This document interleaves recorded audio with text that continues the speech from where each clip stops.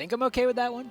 It's mid-tier, I think. That's in the middle ground between the two we've had so far. I'll take it. We can move on. All right, we'll add it to the list and see how that stacks up as the event progresses. Yep. But Sodal, I want to tell you really quickly, quick story last week. Talking to Handsome Guy, we're talking about his event, Asia-Pacific Summer Championship. He's walking me through all the ways he thinks he's going to win. He's very confident. And, I just casually ask him about last call. I'm like, hey, do you have a pick, for who you think is going to win it? And he just starts laughing, and he's like, it's going to be Rojom.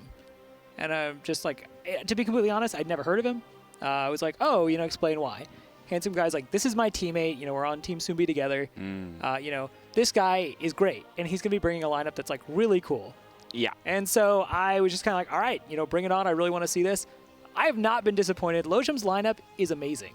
Yeah, he's clearly a deck builder with some creative talents, and he's put together some decks with a ton of battle malice that just love to go face. He is playing Pirate Warrior, he's playing Aggro Shaman, he's playing Tempo Mage. Now, I am an advocate of aggressive Tempo Mage lists. I don't like the Ice Block Tome list. I want to just go face and hurt people.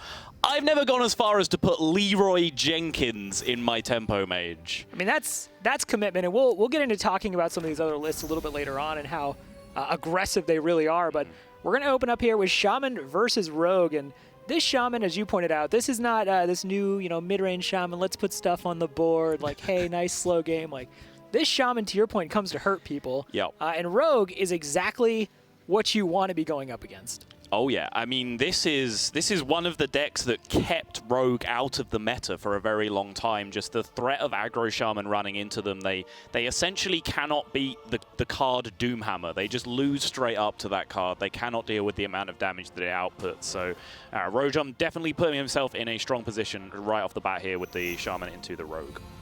Yeah, and as promising as his list looks, he is going to have to take on Tom. And has been a little bit labored, but Tom comes in here as the only player with that level of world championship experience. Yep. Obviously had a great-looking run in 2014 until D2 cast him down and smote his ruins upon the mountainside. Yeah. But Tom, I want to point out, Tom's not rocking the really amazing hair that I kind of expect from Tom. The almost Frodan-esque, sans all the weird colors. Yeah. Yeah, it's very tame. Yeah, it does seems to have dialed it back a little bit here, but yeah, as you mentioned, Tom, definitely one of the most experienced tournament players. Just stopped short by the might that is D2 before D2 tried his hand to casting and decided that he would allow the rest of Asia a chance at dominance. He was stopped on his run through to BlizzCon, but now tom60299, a player that I know very well from his involvement in some of the UK tournament scenes, is perhaps the favorite to win this tournament, but does have a tough matchup in front of him game one here against the Shaman.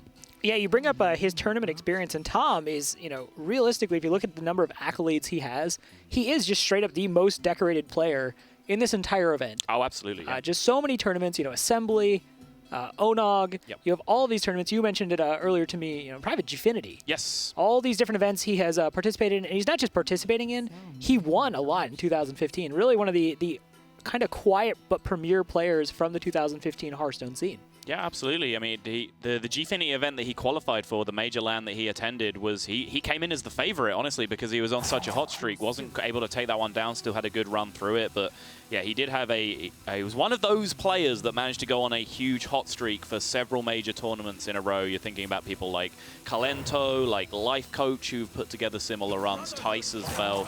tom60299 was one of those people at one point in Hearthstone's history. I'd just like to call him Tom. Tom 60,229. I just go with Tom. The official title. All right, cool. Ooh, how thematic. Off the Maelstrom portal, getting the Trog, and looking at what Rojom brought in this deck. So still very much that same aggressive Shaman that you love or hated depending upon your ranked play experience. Yep. Prior to balance changes, but some noticeable differences. No Tuskar Totemic, no Rockbiter weapon.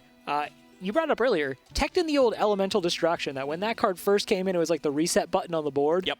And then you just went back to like killing people. Yeah, it was an inclusion that a lot of people were mystified by at first, but a huge board nuke like that in an aggro deck is beneficial because you essentially set the board back to a 0 state and then start the race all over again. And then as the aggro deck, the deck that is built to draw damage every turn, that race is so heavily tilted in your favor that it very, very often works out. Elemental Destruction, actually a pretty powerful card against Rogue. Most of their minions just straight up die to it, even if they're placed under Conceal. You know, you're looking at Tomb Pillagers, Azure Drakes, Gadgetzan Auctioneer, all these 4 health minions that just straight up get nuked by the Elemental Destruction. Absolutely, and we see, you know, the game up to this point has been pretty tame. Tom opted for that early Van Cleef, and the usage of Edwin Van Cleef is why I really have come to like this class so much. Oh, tell me more about your Rogue expertise, Rob. I was trying to play it chill, but, you know, you've called me out. I am a Rogue master now, Yep. Having gotten Golden Rogue, but gosh, where's a sap when you need it? That's a good answer to that. See, I know exactly what I'd want there. I'd want a sap. You do need a sap, not just want, you require a sap. It's a necessity to your existence. Doesn't have it. If this 7/7 connects to the face, that is a huge snowball effect for Rojom here to be able to push through damage. Has Ancestral Knowledge and a Tunnel Trog to follow this up on the next turn, and Tom's hand is just really clunky in this situation. He hasn't really got early preps going. He hasn't had the backstab SI business to really fight for the board aggressively. Just the pile of mid-game minions. The Lightning Bolt that he picked up from the Swashbuckler was a nice removal tool on the previous turn, but has caused him to be overloaded here, meaning he can't even play out a Tomb Pillager to at least create the illusion of contesting this 7/7. Yeah, and, you know, this is one of the areas where this deck really struggles is, as you said earlier, Aggro Shaman pretty much kept Rogue just away from ranked play, away from the tournament scene for a while. And it's because it needs time to get going. And once it gets going, it can be an absolutely just terrifying deck to deal with. A lot of times it can even feel, you know, bad to the point where you're not really even interacting with the Rogue. The Rogue's just kind of playing solitaire around you and then just, you know, eventually kills you. But we see here, that 7/7 came down. No sap is the answer. The clunky minions you pointed out. And now it's just one of those things where Rojom's just going to have a field day. He's just going to go to work. Yep, he certainly is. Tom desperately just playing a questing on the board, trying to use it as a soft 2/2 taunt, trying to get that 7/7 to be forced to trade into it if there was no removal in hand. But Rojom had the Lightning Bolt, had the Trog to play with it, did disrupt his turn a little bit because optimally I'm sure he would have loved to play the Trog and Ancestral Knowledge on that turn to utilize all his mana fully, but still not any kind of roadblock for Rojom as he just stampedes to the face with that Flame Wreath Faceless. And Tom, okay, backstab is at least a little bit of relief, but the Flame Wreath Faceless is going to pound away. And despite Rojom looking slightly frustrated with that top-decked backstab, I don't think he has too much position to complain based on his current board state right now. No, that's a pretty strong board. 2 4-mana 7/7s, just pounding away. And look, you haven't seen the first zap, and you just saw the card that came off the Azure Drake, so probably feeling pretty confident about just jamming down that second one and just keep hitting him in the face. You've got Ancestral Knowledge, you're going to draw some cards, you've got the Lava Burst in hand, you've even got the Elemental Destruction if you just want to reset the board. To your point, pretty much just kills all the Rogue's minions. Yeah, and it would have to be some absolute auctioneer nonsense this turn. Like you said, Sap has been ruled out on the previous couple of turns. One of the cards that could be Sap, aka the card drawn off the Drake last turn, was not because you saw it cast, so it would have to be auctioneer into preparation, into draw Sap immediately, that kind of thing. So short of that, Tom is going to deeply gaze into the soul of his hand and try and find an answer that just doesn't exist right now. Yeah, that is the face of a man who's staring down 2 4-mana 7/7s and has no answer. And, you know, may just try to put something down like the Auctioneer again, just to act as that soft taunt, but gonna go ahead and just send the Drake with the Cold Blood. It looks like he's, is he just... Oh, wow, he's just kind of going for it. Yep, I mean, this is the best play he can make. It gives him, it puts him on a clock of needing 12 additional damage on the following turn, and he has Leroy Jenkins, which is essentially 7, 6 from it itself, and then an additional 6 from itself, and then the additional 1 from buffing the Questing Adventurer, but it's all a formality.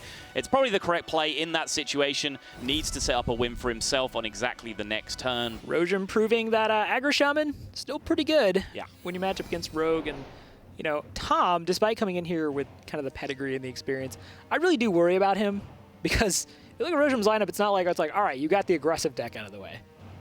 Yeah, very much so. I mean, Tom tried his best. You can see here that he banned out the Hunter. That is a super aggressive face Hunter that you may or may not have seen a couple of times on ladder already. It's a build pioneered by Cirez and Kamlan, who've both held top 10 legend with it. So he's tried to ban out an aggressive deck, but it is very possible this series that the Rogue just cannot find a win against this super aggressive lineup that Rojom is running. Even the Warrior, that's Pirate Warrior. Right, yeah, exactly. That is, Pirate Warrior was brought to, I think it was the America's Spring Championship, or the preliminaries, whichever it was, for the sole purpose of destroying Rogue. Yeah.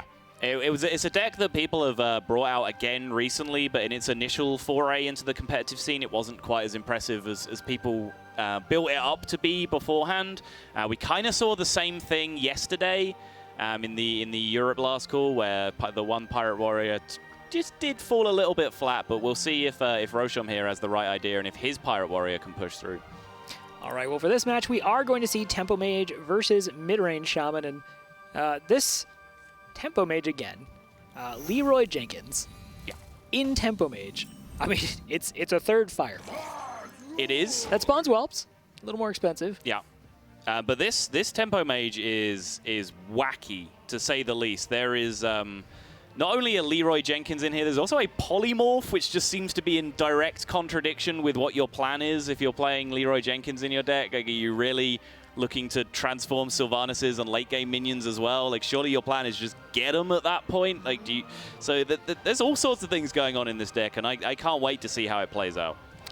Pretty sure you're not allowed to actually say wacky unless referencing Bob Nostum. My apologies. TJ will come out here and discipline you thusly, but yeah, I mean, the Polymorph, it could just get rid of a big taunt, and if you're expecting, things like Ancient of War, because, Malagos Druid is so common, maybe, I don't know actually what other, taunts, what are the things that prevent you from hitting the face, as this is obviously the goal of this deck.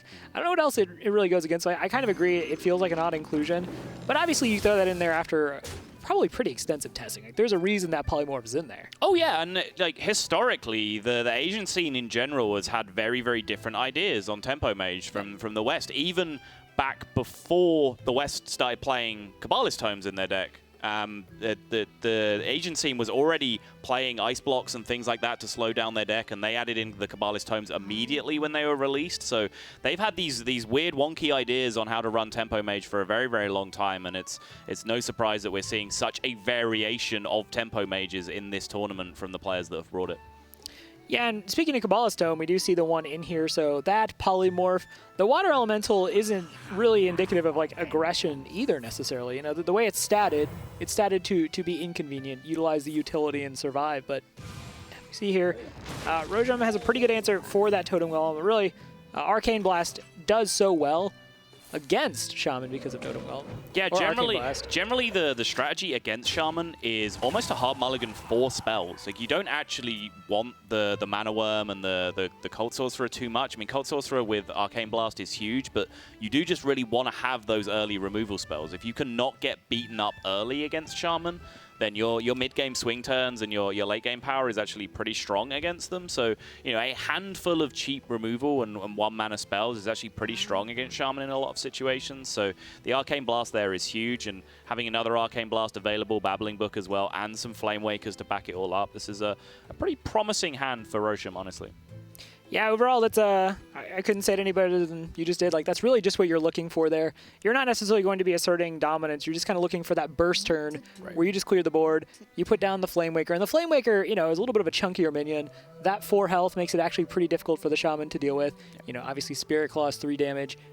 Lightning Bolt 3 damage unless you get that spell power. So this is a matchup where Tempo Mage can really excel in most forms. Like, the core kit of Tempo Mage does really well in this matchup. Yeah, and this is something we learned about Rojom while we were doing research for this tournament, is that he's self-professed says that he does tend to rope a lot in tournament situations. So we could be in for a long series here, as even there with on turn 3 with not that many options available to him, he did take up the full length of his turn before deciding to just drop a Flame Waker here to contest the board, which I'm totally fine with. He didn't really have a clean turn here in terms of removal. His other viable option was probably Babbling Book, assess where he stood after the Babbling Book, and just ping off the 1-1. But that feels like you're allowing the Shaman a position to snowball, whereas this tries to address the problem a lot sooner. You know, I realistically don't mind the rope turns from Rojom, considering his game plan is to not usually let the game go past like turn 4. That's fair. Yeah, I mean, that is I think fair. it averages out to be about the same time as like anybody else's games. So, yeah, I agree though. I think you basically force an awkward answer from Tom on this turn if he wants to deal with the Flame Waker because of the, as I mentioned earlier, the way it's statted. So, actually chooses to just ignore it. Could have Lightning Storm to get rid of it. Plays down the Mana Tide Totem to draw cards, and I think for what Tom's playing, like, I personally like that better than just going for the Lightning Storm. You would have really ruined your next turn, whereas, you know, on turn 5, Tom has a lot of options now. Yeah, that really did feel like a catch-22 situation for Tom, where he felt he had to kill the Flame Waker. You have to kill Flame Waker, but at the same time, he couldn't kill Flame Waker because it absolutely destroyed his next turn. So he chose to go within what is, in his opinion, the lesser of two evils by leaving it alive. But with this hand from Rojom right now, he does have the potential to punish him extremely hard for that decision.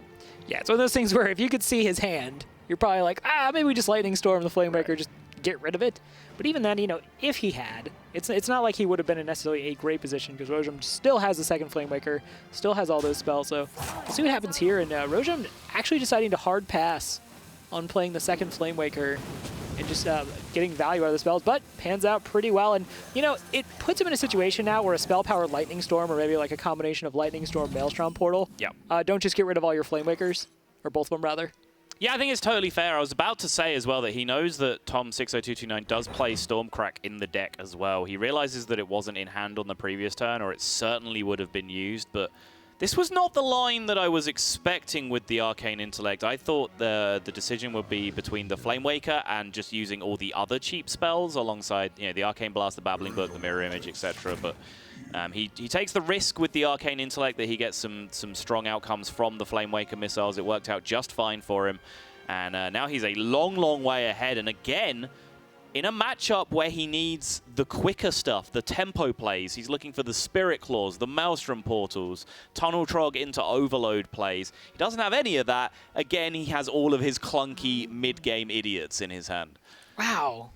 That is brutal. Those are hard-working minions. They put in an honest day's work, looking to be paid for what they contribute to this board, and you are just dumpstering them. Hey, if there was ever a Hearthstone minion that could be described as a big dumb idiot, it's Flame Wreath Faceless, all right? That card just gets on the board. It's huge. It hits face. There's not too much thought process in a 4-mana 7/7. You know, not all jobs are glorious, Sottle. It's true. You know, deserves to be respected for what Flame Wreath Faceless brings. But yeah, harsh terminology aside, I agree these minions aren't maybe the best for where he wants to be right now. That is the point that I'm getting at. As always, Rob, I'm glad you're here to elucidate my flowery explanations into something bite-sized and easy to understand. I would argue I rambled a lot longer than you did, but I used nicer words. That's true. All right, fair enough. So board state quickly growing out of control here for tom60299, but finally he has a tempo play onto the board with the Fire Elemental, takes care of the issue of Flame Waker #1, but there is plenty more where that came from Rojom. Has a variety of options again as to how he wants to progress forward in this game. Can just use the Fireball to clean it up nice and simply, or he can take the risk of another Flame Waker turn, and he's choosing to go for the latter based on how much difficulty Tom had in his eyes of dealing with the first one. He's going to play out the second one here, and this is actually a point where Tom's greed a little bit is going to see him get rewarded here, because I think Rojom is ruling things like Stormcrack out of Tom's equation, because that 2/2 Flame Waker didn't get dealt with for such a long time, but Tom was actually just being a little bit greedy and, you know, giving consideration towards his overall mana curve and just not using the Stormcrack on the 2/2 Flame Waker, so now he just gets a perfectly clean target on the new one. Yeah, and where this matchup can actually start to get bad for the Tempo Mage is when the Thing from Below comes out, and it's really cheap, or, you know, either really cheap or free. Yeah. But it comes down, and, you know, it's a target that kind of just wants to get fireballed just to get rid of it. And, you know, you still have to pay for that fireball. Thing from Below just came out for, you know, anywhere from like 0 to 3 mana generally, and this could actually start to become really problematic, because once this second Flame Waker is dealt with, a lot of the ability to kind of like bring the board to heal goes away for the Tempo Mage. Sure does, and that thing from below is going to come down right now, and the interaction that you talked about is in hand for Rojom. He has the Fireball available. He does also now have that Polymorph, which addresses the point I was about to make, which is once Fireball is gone on this thing from below, suddenly the big dumb idiot 7-7 can come out and start to run roughshod. But now the Polymorph that we discussed coming into this matchup, could potentially get some work done, because now Rojom's hand is looking like just stalling for time for a couple of turns is actually pretty viable, because if he can get to turn 9 intact, have an Antonidas turn, generate 2 Fireballs with the Ice Lance and the Mirror Image, he's actually looking in pretty good shape. Yeah, I was going to say, I think we're on the Antonidas plan now. I agree. We are definitely not going to win the super fast way, so I like that realization, like, okay, what I'm going to be looking to do here probably requires that Fireball, so he doesn't use it here. He's going to need to just pretty much burst him from the air. A lot of Fireballs off Antonidas. I do think the Polymorph would have been a little bit better, but I think there are going to be a lot of targets over the course of this match where maybe the Polymorph feels a little bit stronger. Yeah, for sure. There's definitely some high-value threats in the Shaman deck. There's the Flame Wreath Faces that we've been talking about. Also, he's seen one Thunderbluff Valiant come down, I believe, already, but knows there's still the second one that needs dealing with. And that really is a card that must go as soon as you see it. If a Shaman ever gets 2 turns of value out of the Thunderbluff Valiant, that is usually just game over. So he knows he needs to keep some premium removal on hand for some of these late-game threats from the Shaman. But I totally agree that long-term, it's the Antonidas plan for Rojom right now. Sorcerer's Apprentice looks like it's going to come down, which enables a cheap Fireball and a cheap Polymorph to be used alongside it, which is a pretty nice 1-2 punch, cleaning up these 2 big threats on the board. He is going to go ahead and use the Polymorph now, and if, by some miracle, this Sorcerer's Apprentice now sticks to the board, there's potential for some magic to happen next turn if, say, an Arcane Intellect is drawn, and an absolutely enormous Archmage Antonidas turn can go off. Yeah, literal magic would be happening, as it is a mage. And those are spells. Oh! Got him! Sorry, I watched Harry Potter the other day, so I'm like really acutely aware of how magic works now. Oh, really? Yeah. But yeah, I really like that last turn.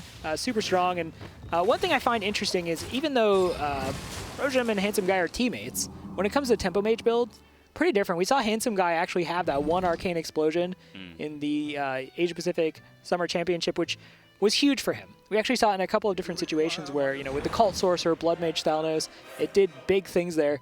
Rojom running no area of effect removal. No Flame Strike, no Arcane Explosion, just not running any of it. So if this board gets really big, to your point, with the Thunderbluff Valiant or something like that, there's actually really no honest way for him to deal with it. And so using the Polymorph on the last turn, using the Fireball, understanding he has to use these spells to keep the board in check, feels really good to me. It sure does. So Rojom is making the push here. 2 spells that help him to protect his Archmage here, both the Ice Lance and the Mirror Image, walling out some of the damage. And especially after he just saw a Maelstrom Portal used on the previous turn, he might feel like if there's no Hex in hand for Tom, that his Archmage is in good shape. But unfortunately, there is a huge up to 6 now with the extra spell damage roll. Damage Lightning Storm coming out. Does get the low roll, so it means he'll have to trade in the Totem instead of the Blood Mage. But that's no harm whatsoever, because with all this spell damage hanging around on the board, those Spirit Claws are 18 damage between them if the game goes that long, but it definitely looks like it will not. Yeah, there's that Flame Wreath Faceless we were talking about earlier down on the board. This board is huge, and there is no AoE, but looking at what is in Rojom's hand, we see just a bunch of burn in the form of that Leroy now joining the party. So let's take a look at the damage he has. Now, it looks like he's not going to just start swinging fireballs at phase, but just going to go ahead and clear out the board. Which, yeah, I mean, he is just legitimately dead next turn if he doesn't clear it up. So, you know, just having all the burn in hand is not of great use to him right now. He needs to make a push back for the board. And suddenly that Leroy is looking a little bit suspect, because it's an extremely linear card. One of the strengths of Tempo Mage is that, sure, they play a ton of burst damage with Fireballs and Frostbolts, but those are very flexible cards. If you want to use them to address a board state like we saw just there, they're excellent removal spells as well as excellent burn. Leroy doesn't really have that going for him. Leroy only goes one place. He only gets one job done, and it's not the job that Rojom needs doing at the moment. Yeah, and we talked about how Antonidas was pretty much the fallback plan after losing the board. And against mid-range Shaman, you will lose the board eventually. Oh, yeah. That's what it does. It just populates the board. So, yeah, once the Antonidas went away, this game actually really just slipped away from Rojom. And I talked back in the day to George C. And I was like, I don't necessarily like the Leroy inclusion, and he's running in Tempo Warrior, right? Yep. And he was just basically saying it makes people play around it. And while that's technically true, to your point, there's a bunch of burst already in this deck. Right. You're not really pulling any like surprises on anybody by not having it or having it in your deck. So I agree. Leroy, not necessarily like looking like that intuitive of a pick. Curious to see if in the later matches is a bigger factor. Yeah, I mean, I could understand the inclusion if this was, more like a pure, aggro burn freeze mage kind of thing where you're packing in your mana worms, you've got your cold light oracles, you're just trying to get an ice block up and then just fire damage at face endlessly, and you just have Leroy in there for more damage. Like, that seems fine, but this list just does seem a little bit all over the place with the one tome, the one polymorph, the one Leroy. There's kind of all kinds of just crazy one-offs in there. I think there's one mirror image in there as well, which... when you have that many one-offs in your deck, especially that many one-offs of different styles, then you're going to have a certain amount of inconsistency to your deck. Yeah, we see here the Fireball, being used there to take out the Thunderbluff Valiant, and this is kind of the story of how this progresses. A lot of the burn had to be used to just pretty much keep the board in a reasonable state because of the lack of area of effect, and this is a place where mid-range Shaman this is what makes it such a powerhouse deck. If you just give it time, like that's all it needs is time. And it's just going to build up this deck that you are constantly going to have to be accountable for. And if you can't be, you just lose right there. And, the Antonidas came down. It looked really good. You got the cheap spells. You got the fireballs generated. But that huge thunderstorm comes out. Lightning storm, sorry. And that's it. That was pretty much it for poor old Antonidas. Yeah, I think the key turn in there is one that we didn't actually see in that package. It was the second Flamewaker coming down. I think Rojom had convinced himself that there was no removal in hand for a Flamewaker, so he exposed what was really his most valuable resource to the board in the form of his second Flamewaker, thinking he could just make the aggressive push and really just push for damage. And Stormcrack was there, cleared it up. Stormcrack, a card that we didn't really talk about. Not a core inclusion in a lot of mid-range Shaman decks, but definitely doing a ton of work there for Tom, and he ties up the series. Both Shamans have now picked up a win to the great surprise of precisely nobody. I mean, look, it's a deck, or it's a class that was brought by everybody. Yeah. All 8 players brought it. All 8 players brought it last week. Or sorry, not last week, but yesterday. I'm pretty sure at the America's Last Call, we'll probably see Shaman there too. It's just that powerful of a class, even after the balance changes. And I asked this question to Savitz. I mean, 2 of the absolute most powerful core cards in the deck were nerfed to the point where everyone has pretty much just removed them. Right, so hard nerfs that have made them unplayable. Like, what else do we need to do to this class to stop it terrorizing us, Rob? Give it a 2-mana spell that silences and draws a card. Seems like a solid plan. I like it. Let's go with that. So, well, for now, we're going to go with Pirate Warrior. We are. And we're going to see this class, or this deck rather, capable of putting out just a ton of damage. Yeah. If things are drawn in the correct sequence. But we see here he at least has a good curve starting out. Really going to want to find a weapon, though. Yeah, it's a really freaking awkward curve, though, is the problem. Well, it curves out, but yeah, to your point, it's one of those things where you're not really getting the value of why you run these cards. Yeah, it's one of those curves that's like, all right, sure, you are playing cards with the correct number in the top left, but the reaction of your opponent is essentially nice arena deck, buddy. Like, it's not really doing anything. The weapon is the thing, as you said, that would absolutely tie this together, as these are all weapon synergy cards that he's looking at right now. I mean, it's about on par with like a rogue curve of like conceal, eviscerate, Edwin Van Cleef. You're like, this technically says 1, 2, 3, but yeah. I can indeed cast a card on each of my first 3 turns, but sometimes Hearthstone is a little more complicated than that, and although Rojom is trying to make the best out of these cards and trying to push damage where he can, it's just one upgrade, one N'Zoth's First Mate, one Fiery War Axe away from being an absolutely beautiful opening. Yeah, Mortal Strike in there as well. Mortal Strike, one of those cards that ever since Hearthstone first came out, I was like, there's got to be a way to make Mortal Strike work, and I think this is about the only deck we've ever seen Mortal Strike really tried in. Yeah. That's reached any kind of competitive level, but obviously capable of dealing, fireballs worth of damage if you're under the HP threshold. Yeah, I mean, as far back as, the old school Face Warrior that was played, even before Naxxramas came out, just back in vanilla Hearthstone, that was the only other deck. Basically, just purely aggressive warriors is the only deck that's really seeing any use for Mortal Strike here. And another weapon synergy card drawn, the Dread Corsair as well. Filled out the potential perfect curve with a 4-mana minion as well, but now we are reaching the point of ridicule in terms of how bad these minions are for their mana cost. There it is! Now the hand makes some sense. He can play the Arcanite Reaper and the Dread Corsair on the same turn here, discounted to 0. Take care of that Tomb Pillager probably, although just the sheer power of Arcanite Reaper might just encourage him to go face here. He might think he just has it covered. He does. Just going to send it downtown.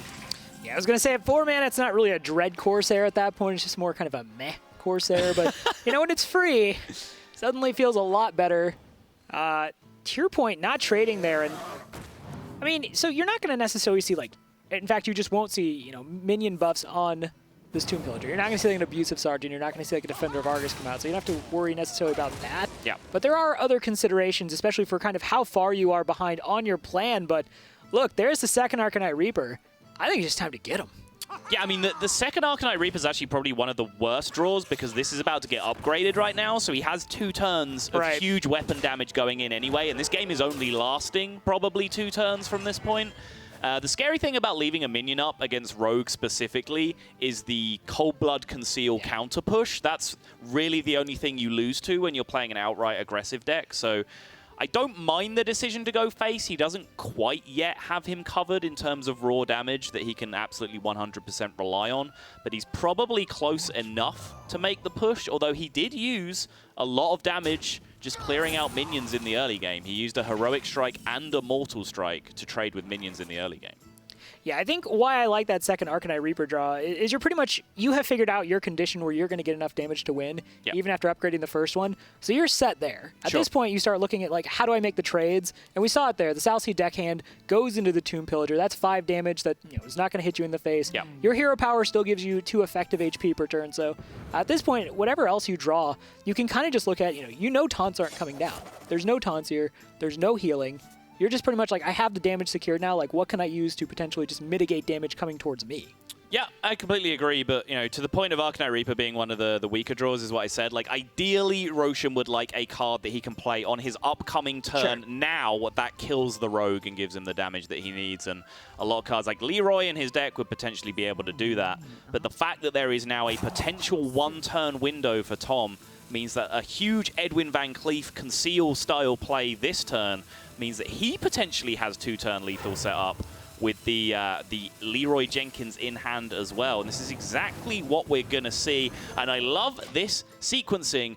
This Warrior deck is one of the few Warrior decks in the history of the world that does not play the card Execute.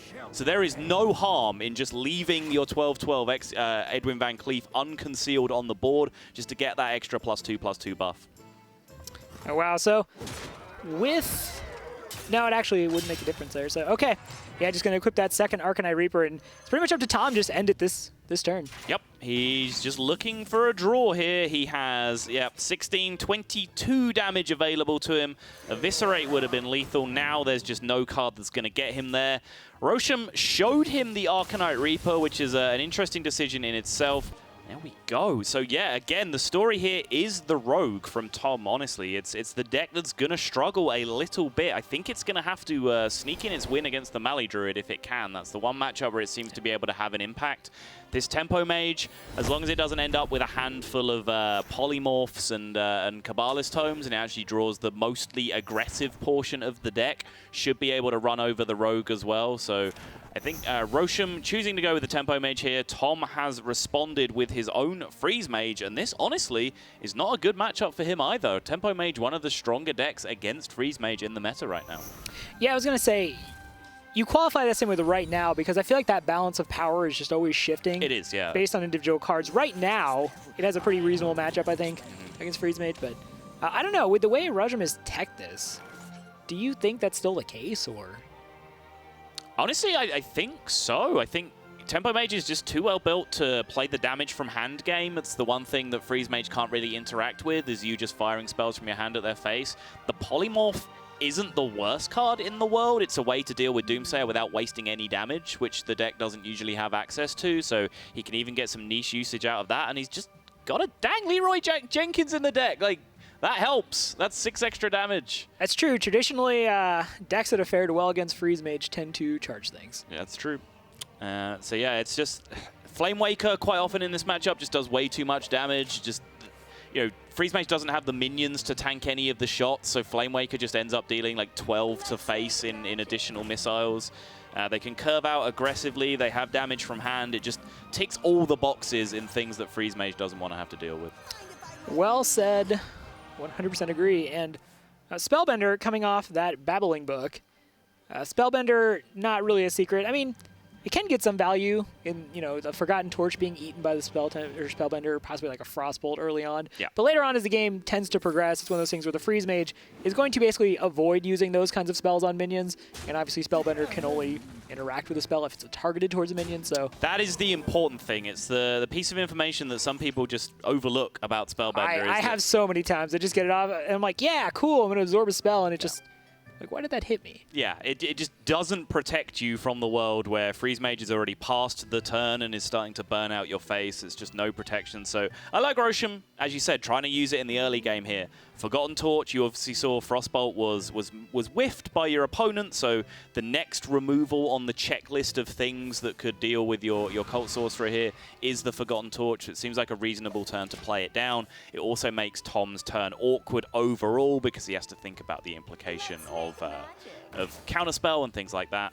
Probably can rule out Mirror Entity straight away because he would assume his opponent is smart enough not to play Mirror Entity in this matchup if he was given it from the Babbling Book. Yeah, that's not something you want to play because the Doomsayer can come down and just punish you. Exactly. Much as I'm sure was learned by players back when, you know, Mirror Entity was very common in Tempo Mage back in the day, so not something Rojom would have played probably if he had it. Tom can at least roll out now, though, that it isn't Counterspell. He can start basically checking off all the things that are relevant to him. You know, there are obviously just certain spells which don't matter to him as the Freeze Mage. Mm-hmm. Yeah, the scary thing here is that he might get himself into a position where over the next several turns... Okay, never mind.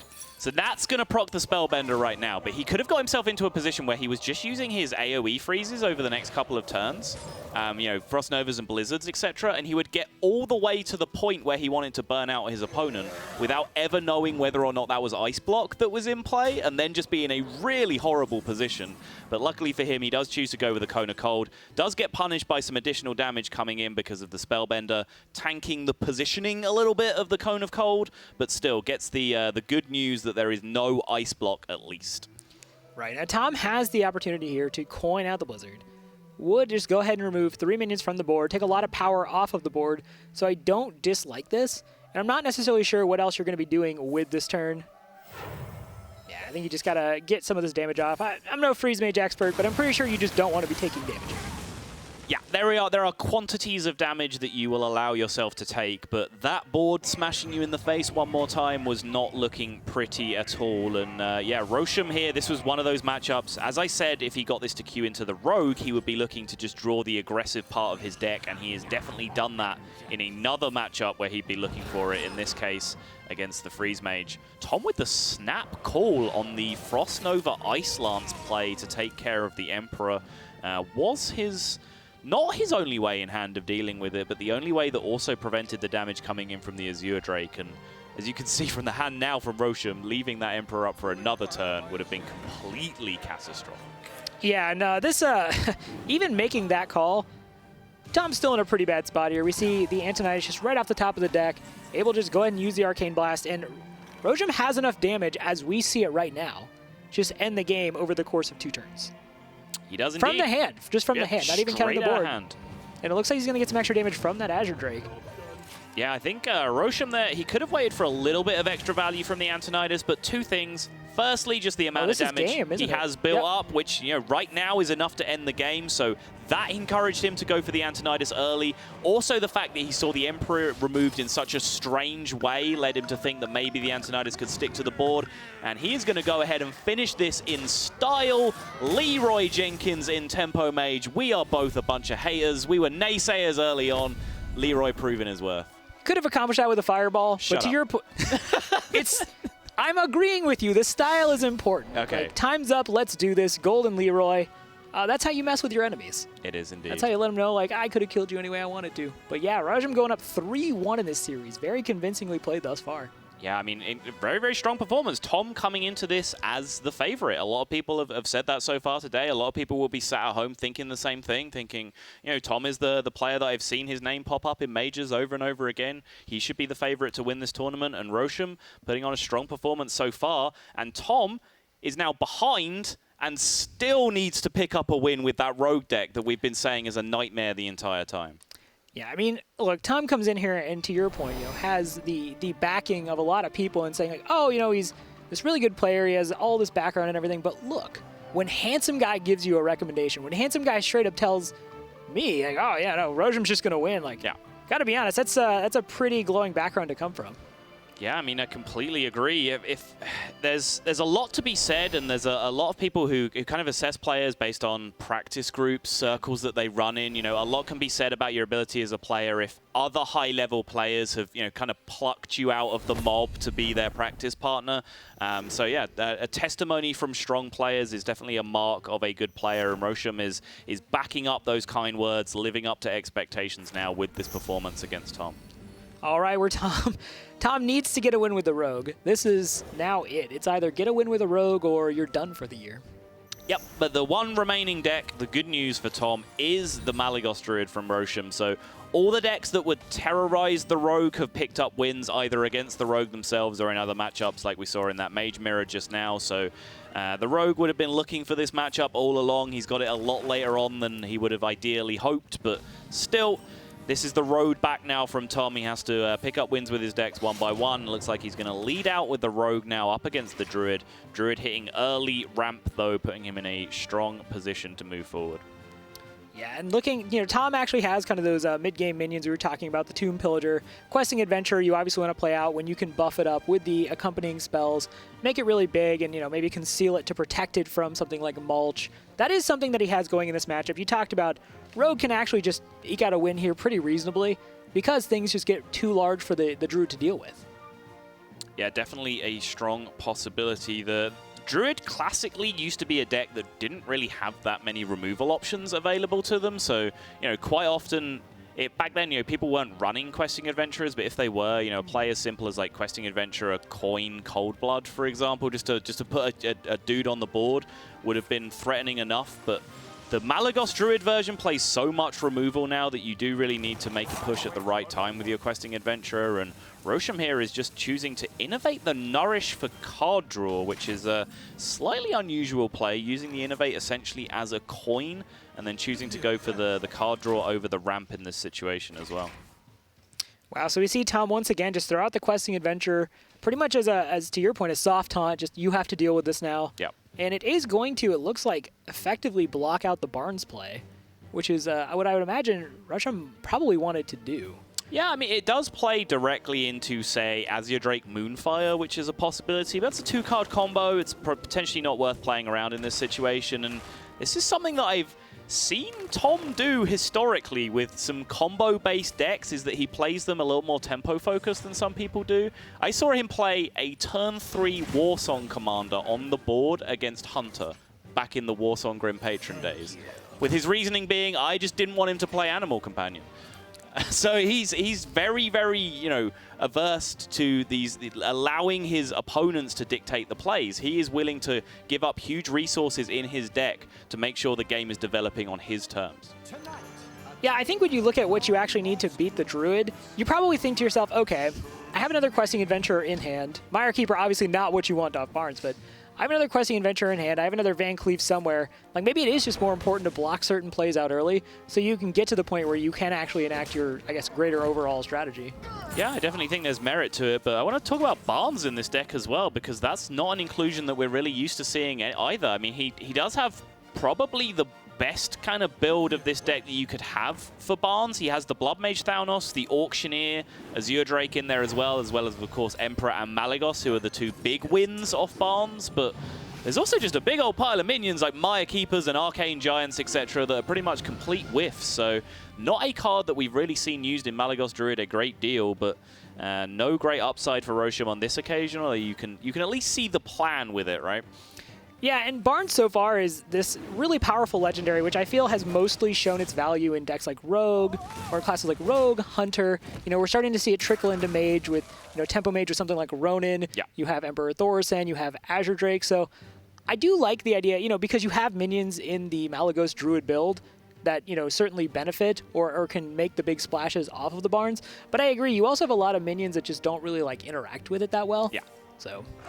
Yeah, definitely an interesting inclusion to say the least, but this is a strong turn from Rojom. He does have to start being a little bit concerned about his life total at this point, because this build of Rogue with the Questing Adventurers, Leroy, and the Cold Bloods can push through damage very aggressively, but big swing turn here as he takes care of the threat of the 6/6 Questing Adventurer. Still has enough mana remaining after the discounts at the end to drop his Arcane Giant, and now questions are being asked to tom60299, with the question at the top of that list being just face question mark? Well, you know, I mean, I can't recommend that, you know, just going face. It seems a little irresponsible. You know, you probably just want to make that trade, but, you know, Tom's his own man, and I respect what he's doing here. Like, you know, if you got to go face, you got to go face. Rob, your rehabilitation is reaching the point of ridicule here. Like, the face play definitely correct in that situation. I think you should have trusted your SM Orc instincts right there. Face is the play to win in that situation. I think Tom recognized it. He's making the push, but the Moonglade portal off the top from Rojom has put pay to that strategy. Maybe you were a genius all along. I wouldn't go that far. I'm pretty sure, statistically speaking, that's probably not the case. Okay. But yeah, the Sylvanas are a really nice find off of the Moonclade portal. Tom has a pretty easy answer to it, which is nice. Just swings his dagger into that Arcane Giant, takes 8 damage, and that probably does not feel great. But yeah, now Tom's pretty much sitting on a coin, a Leroy Jenkins, and a Dream. Yeah, I mean, the minion from the Moonglade portal was obviously great. Sylvanas is one of the strongest outcomes, but the Moonglade portal itself was just the important part, because without that, he was just straight up dead to the Leroy and Deadly Poison that was in hand from Tom. So the Moonglade portal draw was huge. The Cold Blood draw from Tom, also not terrible, allows him to push in his eyes, gives him another potential out in this situation, but he is going to be met with a swipe to the face, cleanly removing these minions, and he is going to need some help alongside that Leroy to be able to push through here.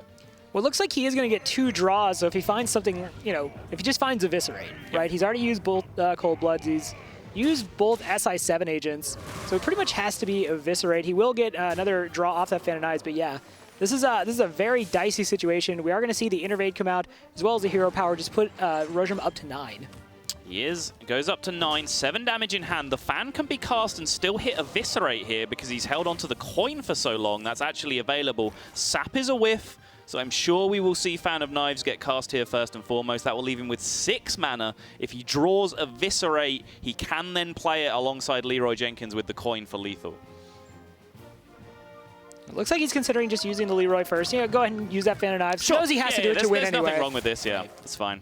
Oh, an Auctioneer, and that is not going to do it. Yeah, so, you know, theoretically, Tom is alive here. He can trade his Leroy into the Emperor Thaurissan. There is only 5 damage showing from the Malagos and the Hero Power, so the game is not yet over. He can also choose to go face with the Leroy, coin out a sap, and create the same situation. So there are still some outs here for Tom. He's just trying to find the biggest small number in terms of percentage chance to win the game. And he's gone with the sap play to connect this 6 damage to face. So Rojom now here needs a draw of his own. Otherwise, he can still just trade into Leroy and be in a reasonably comfortable position. That looked like a Raven Idol. That is... What's it going to be? What's it going to be, Rob? Call it now. Healing Touch, Astral Communion. No, Bite. Yeah, bite will do the job. Mark of Yasharaj would have done it as well. Takes the bite, pushes through the lethal damage. Crazy end to that game. But Rojom is going to be the man joining the semi-final lineup. Yeah, really well played by him, and I love this lineup. You know, Handsome Guy hinted that this was going to be a really sick lineup overall, and it absolutely is. The only question mark I guess I have for the rest of the event is Tempo Mage deck, I guess, kind of to your point, feels like it's all over the place. But yeah, he pretty much found Tom, and he's like, you don't actually want to be here. This is a bad place for you and your Rogue deck. Yeah. And Yeah, and Tom, unfortunately, Tom played that well, and it's not as if Tom made any like glaring errors that I could really see. It's just one of those things where his lineup was so unfavored, it felt like, against Rojom's. Yeah, I was talking backstage with TJ earlier, and we both feel that Tom brought the best lineup to this tournament, but it's the best lineup in a really classical sense, where if you're predicting what we would call in the European or America scene a standard lineup, is it necessarily the best lineup against some of the weird and wacky stuff that the Asian players bring? Probably not, as demonstrated by what you just saw, and Rojom is going to be the man advancing through.